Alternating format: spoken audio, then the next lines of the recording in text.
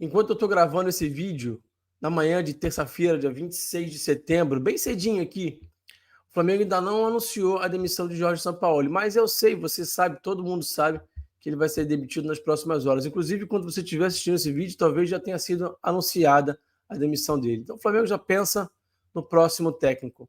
Também sabemos que existem dois grandes favoritos, mas existem alguns nomes que correm por fora aí, por conta das eventuais dificuldades que o Flamengo pode ter com esses favoritos.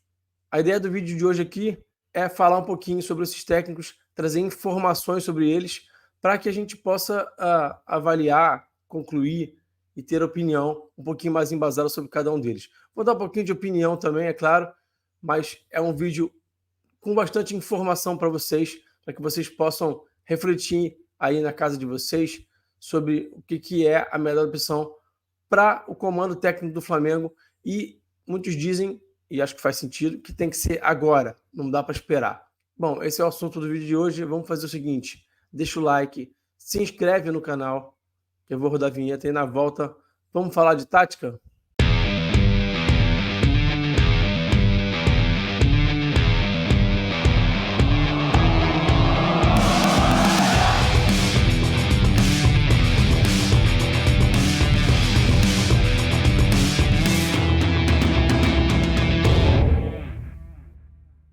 Antes da gente seguir para o conteúdo, para a gente poder falar desses postulantes ao cargo de técnico do Flamengo, eu quero trazer um recadinho rápido para vocês, que é o curso Sistemas Táticos do Laboratório do Futebol. É um curso muito bacana, muito barato, vale muito a pena.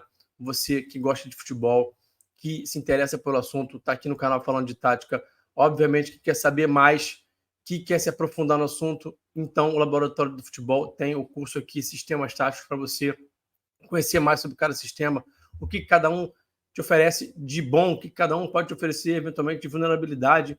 É bem legal, é bem bacana, eu recomendo. Então, clica aqui no link da descrição para você poder adquirir o seu. A vigência é eterna, então tá sem tempo de fazer agora? Compra e faz depois com calma, quando tiver com tempo. Fechado? Então é isso. Vamos falar sobre esse tema de hoje, que são os possíveis técnicos do Flamengo. Bom, vocês viram aí na thumb do vídeo, né? Quem é o próximo? Quem é o próximo técnico do Flamengo? A gente sabe que os dois favoritos são Tite e Jorge Jesus, mas o Carlos Carvalhal, que está aí atrás também, e o Cudê também foram cogitados, o nome deles foi falado. Então, para não ficar só um vídeo de Tite e Jorge Jesus, eu trouxe também algumas informações do outro português, do português menos famoso, e do argentino, que está no Inter. O Tite, quem é o Tite? É o Adenor Leonardo Bach, brasileiro, 62 anos, formação preferida 4-2-3-1, 4-3-3, 4-1-4-1, e vai variando muito dentro dessas formações, né? Não é muito ortodoxo em relação a isso, então é maleável, vai tentando aproveitar o que os jogadores têm de melhor. Ele tem 413 partidas, 218 vitórias, 106 empates, 89 derrotas, média de 1,84 pontos por jogo, levando em consideração que você pode fazer, né, no máximo 3 pontos por jogo, né? Obviamente. Principais clubes que treinou: Grêmio, Internacional, Palmeiras, Corinthians e a Seleção Brasileira, que não é um clube, mas é claro que entra aqui, porque ele teve 6 anos agora na Seleção Brasileira e comandou a camisa amarela em 2 Copas do Mundo. Principais títulos: Copa América 2019, Brasileirão 2011 e 2015 pelo Corinthians, né? Libertadores 2012, Mundial Interclubes 2012, Sul-Americana 2008 pelo Inter, Copa do Brasil 2001 pelo Grêmio. Pontos positivos e pontos negativos eu vou trazer aqui sobre cada um deles, um pouquinho da minha opinião, como é que eu enxergo cada um deles. Eu não vou entrar no aspecto tático mais profundamente, vou explicar por que já. Pontos positivos: acostumado a treinar clube de massa, né? Treinou o Corinthians, treinou a Seleção Brasileira, muita pressão, está acostumado com essa pressão. Tem muitos títulos no Brasil e na América do Sul, lida bem com atletas de renome, afinal foi técnico da Seleção Brasileira, então lidava ali com os maiores jogadores do Brasil, com medalhões ali, com craques como Neymar e outros. Cobra dos atletas, mas tem perfil acolhedor e parceiro. E isso pode dar um bom match com o atual momento do departamento de futebol do Flamengo. Pontos negativos: não convocação de alguns atletas como Gabigol, Gerson e BH, então ele tem esse histórico aí, desses jogadores que podem ter uma certa resistência, pode ter um histórico, né, de chateação com o Tite por ele não ter dado sequência para eles na seleção brasileira, então isso pode gerar algum tipo de resistência. Outro tipo de resistência que o Tite pode ter é com parte da torcida, por conta dos insucessos pela seleção brasileira na Copa de 2018 e na Copa de 2022, e também a fama de retranqueiro, né, que ele carrega aí, que eu acho que já não é mais, mas enfim, ele carrega essa fama aí. Bom, o queridinho da torcida, né? Todo mundo quer a volta do português Jorge Jesus. Ele é o Jorge Fernando Pinheiro de Jesus, nacionalidade é português, como todo mundo sabe, 69 anos. A formação preferida é 4-1-3-2. Também 4-2-3-1, ele varia bastante também, 4-3-3. Chegou até a jogar com 3 zagueiros no Benfica na última passagem dele.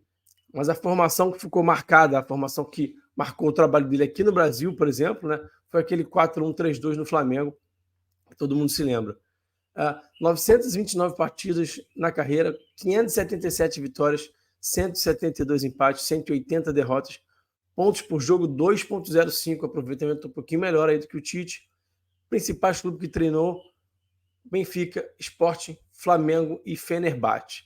Principais títulos: campeão português 2009, 2010, 2013, 2014, 2014, 2015.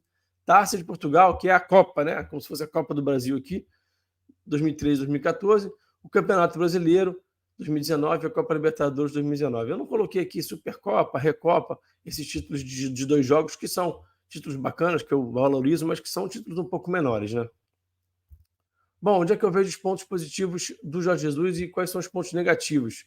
Pontos positivos: é vencedor, conhece o clube, conhece o modus operandi ali do departamento de futebol, conhece o presidente, conhece os dirigentes de uma forma geral, né? Conhece parte do elenco, né? E conhece o futebol brasileiro, como é que funcionam as coisas aqui no futebol brasileiro, conhece os adversários também, de uma forma geral, enfim, sabe como é que funciona a questão das viagens longas, por exemplo, e tudo mais. É firme, mas também tem perfil de paizão, né, de um cara acolhedor, um pouco assim como o Tite também tem, né? Pontos negativos: histórico de saída conturbada do Flamengo em 2020, né?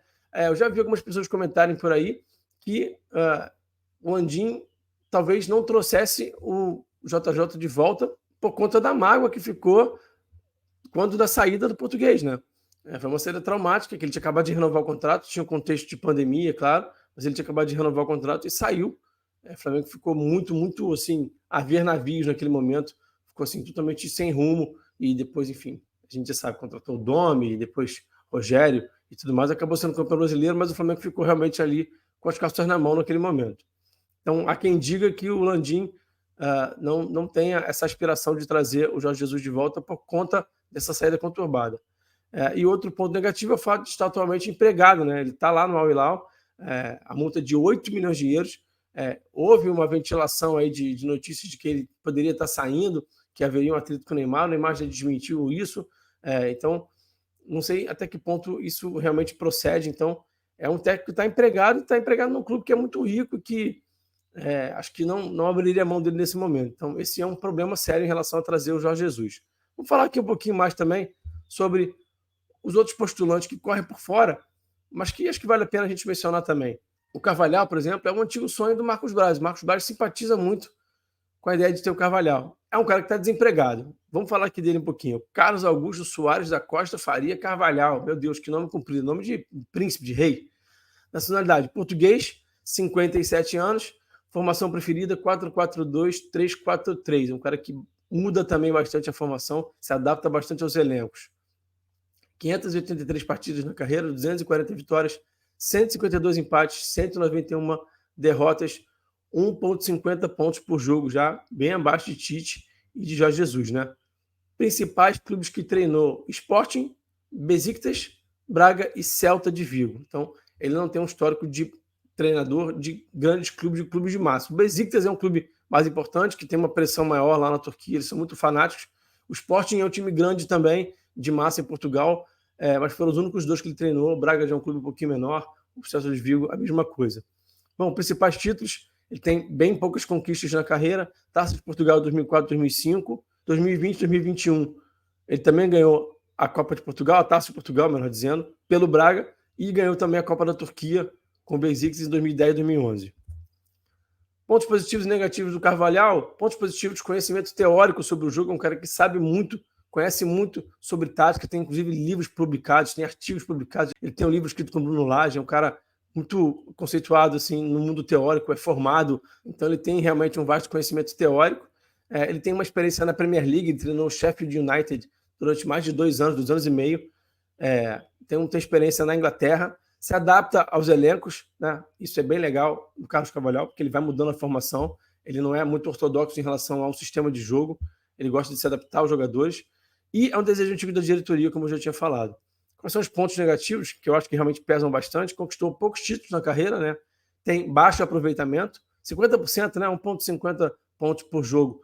Você pode conquistar 3 pontos por jogo, é bem pouco, né? E também nunca trabalhou no Brasil. Acho que ele ia ter uma certa dificuldade de lidar com esse modus operandi que acontece aqui no Brasil, com a forma como a gente lida com o futebol, como os dirigentes trabalham, com a própria imprensa, talvez ele tivesse dificuldade. Acho que isso ia dificultar. E o quarto postulante aí que foi falado, né, também nas redes sociais e que foi ventilado é o Eduardo Cudê, é o Eduardo Germán Cudê, é argentino, tem 49 anos, é o mais jovem desses 4.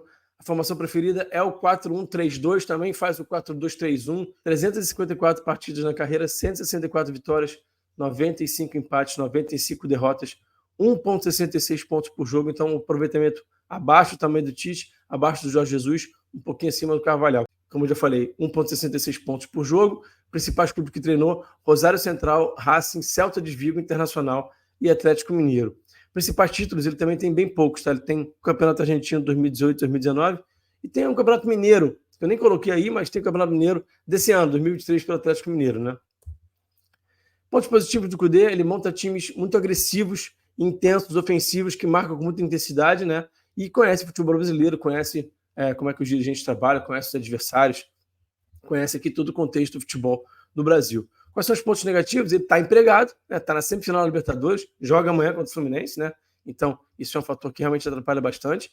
Ele tem poucos títulos e é um cara de difícil trato nas relações interpessoais com dirigentes, com jogadores, com imprensa. Então, seria uma espécie de Sampaoli aí mais jovem, né? Uma versão mais jovem do Sampaoli um pouquinho, porque é um cara que tem boas ideias táticas, tem um time intenso, cobra intensidade, mas é um cara também polêmico, vamos dizer assim, né?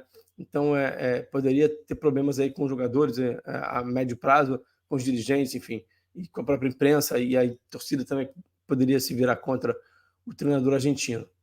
Eu não me aprofundei na questão tática de cada um desses técnicos, primeiro porque ia ficar um vídeo muito grande, e segundo porque eu vou esperar o Flamengo realmente, de fato, confirmar um técnico para aí sim poder fazer um trabalho mais profundo, uma análise mais detalhada sobre como é que esse técnico joga e o que ele pode trazer para o Clube de Regatas do Flamengo. Combinado? A gente sabe que tem 2 favoritos, né? O JJ e o Tite, mas os 2 têm problemas para assumir. O Flamengo precisa de um treinador agora, e o Tite parece que não está muito afim de assumir agora. O Flamengo está tentando convencê-lo. Então, acho que vale mencionar, falar também sobre outros nomes. Talvez até surjam outros nomes aí até hoje ainda, na sequência dos dias, porque pode ser que em o Tite não aceitando assumir em 2023, o Flamengo possa partir para um outro nome, ou tente um interino para depois segurar a vaga para o próprio Tite no 2024. Enfim, a coisa está bem aberta, mas o Flamengo tem pressa, porque o Flamengo precisa virar o jogo no Campeonato Brasileiro, está em 7º lugar, está fora da zona de classificação para a próxima Libertadores. É bem verdade que está tudo bastante embolado ali, o Flamengo está bem próximo do vice-líder, dos primeiros lugares ali, está bem próximo da vaga em termos de pontuação, apesar de estar em 7º lugar, mas precisa de rendimento, precisa jogar, e precisa de um técnico que faça o time jogar, um técnico que tenha de fato essa capacidade, e eu, na minha visão, até acredito que esse técnico não seja o Mário Jorge, né? Por mais que ele tenha sido campeão brasileiro com o time sub-20, é um contexto totalmente diferente, não acho que ele possa segurar essa onda, ainda mais no momento tão conturbado que o Flamengo vive, né? Então, é isso. Eu queria pedir para vocês, mais uma vez, deixarem o like se puderem, se inscreve no canal, compartilhe esse vídeo com os amigos e com as amigas, e vamos se inscrever aqui no canal, se inscreve, não se esquece de se inscrever, vamos fazer o canal Falando de Tática crescer, tá? Tem o clube de membros também, pode clicar aqui em Seja Membro, você ajuda o canal a crescer, beleza? Então é isso, até o próximo vídeo, forte abraço, tamo junto e eu fui.